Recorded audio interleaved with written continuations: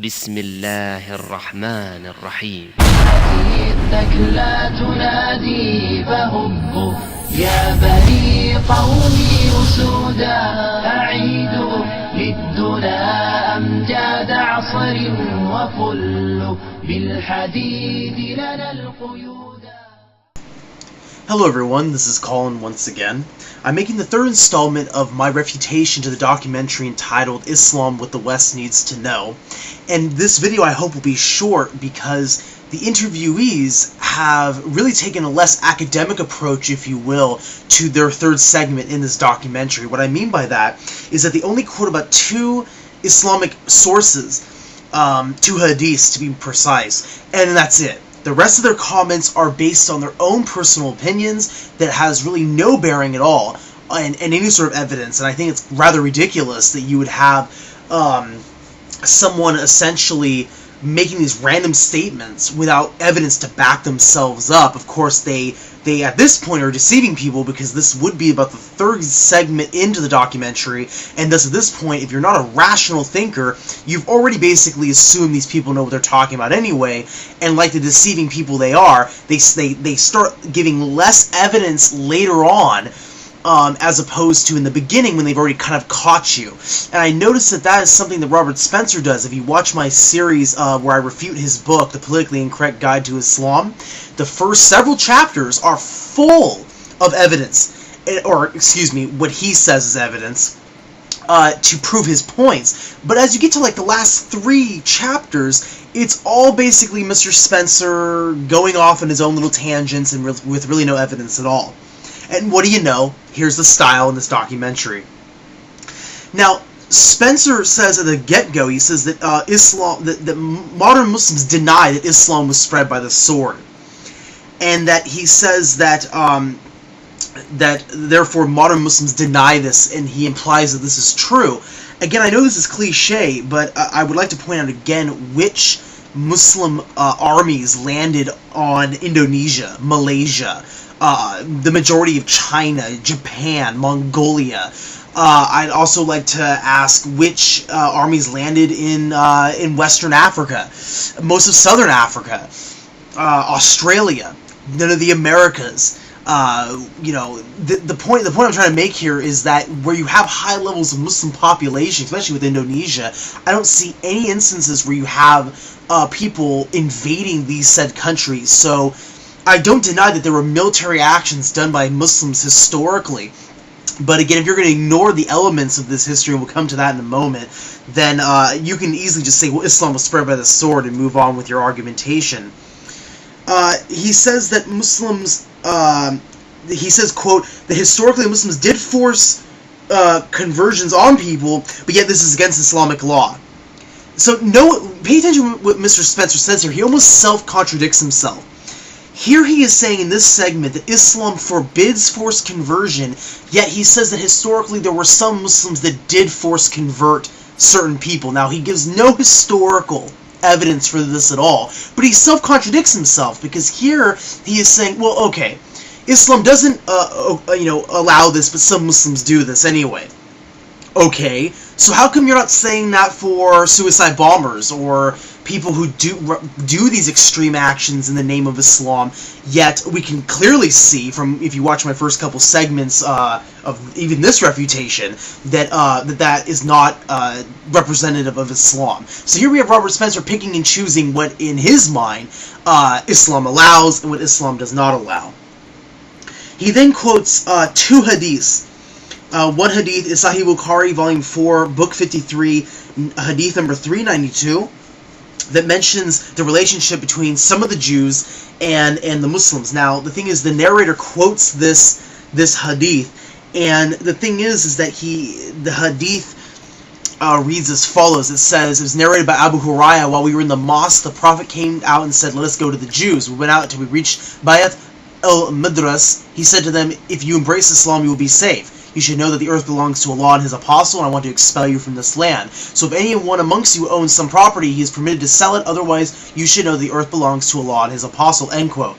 Now, instead of doing the right thing and giving some sort of historical commentary to the viewers of this documentary, the narrator just quotes that dead center, once again, in limbo, without any explanation at all. So in the description section, I will be posting articles written by Muslims that explain the historical background of what was going on with some of these major Jewish tribes and why the Prophet said this statement to some of these tribes. Now, even if I don't even give you that link, note something very important here.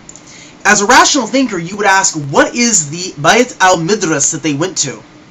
And the Bayt al-Midras, according to the glossary of Quranic and Hadith terms, was the center where the Jews would gather, mostly the aristocratic Jews or the well-learned Jews, pretty much the higher-up Jews of the community of Medina, and they would be there. It was a social center for them to meet, and it was in Medina.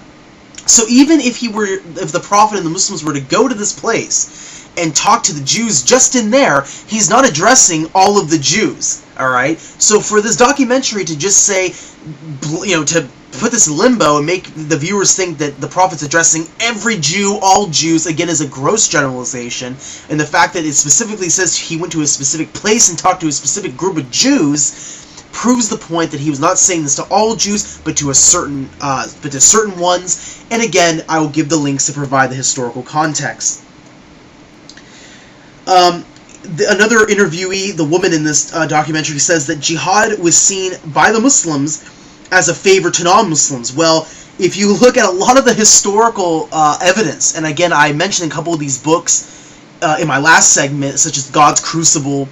I even quoted from a historian that quotes some of the Syrian Christians that were involved in the Tabuk incident, and they were very welcoming of the Muslims coming in. Again, Robert Spencer in his book even says that, this is a myth, that the Muslims were seen as liberators. Well, that's not entirely true, because you have many Jews and Christians in many of these communities, Jerusalem included, that didn't mind the Muslims coming in, signed agreements with the Muslims, were glad that the Muslims were coming in, even compared them to the Romans and said, you know what, you're better than the Romans.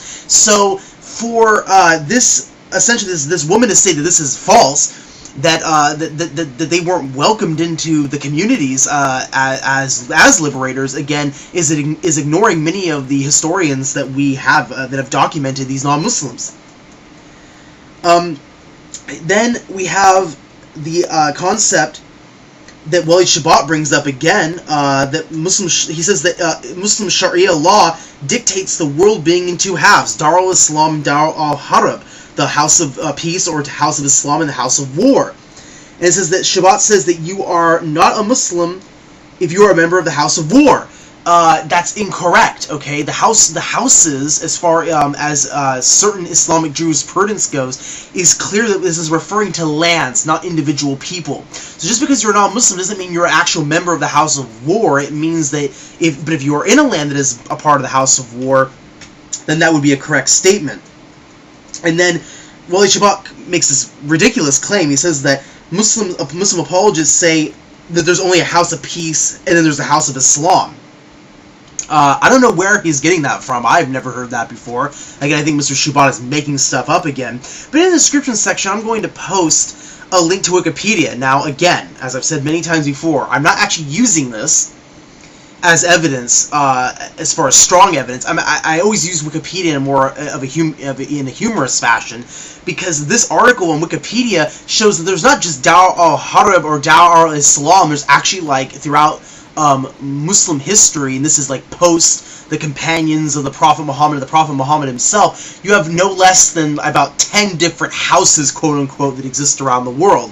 Now, one thing I should point out, that one of the last references at the end of the article says, quote, there is no such references to, quote, houses in the sense of Dar al-Islam and Dar al-Harb in the Quran or in the Hadith.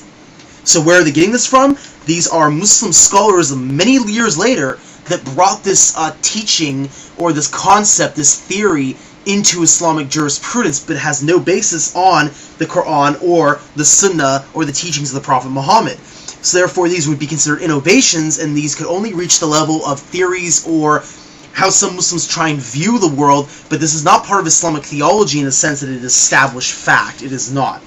So I'll pause here for a moment, and we'll make part 2 of this video. Thank you for watching. Peace be with you all.